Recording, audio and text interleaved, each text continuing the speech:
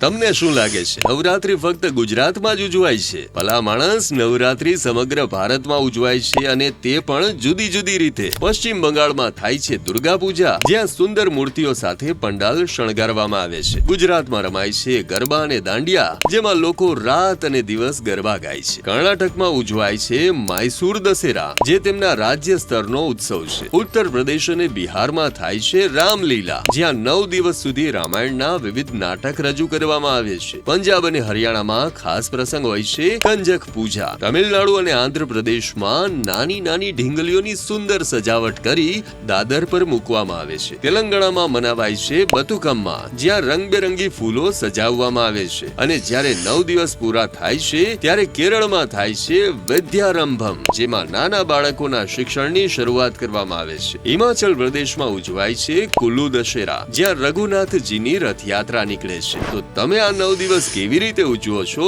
કમેન્ટમાં લખો અને આપણી સંસ્કૃતિને ગર્વથી શેર કરો.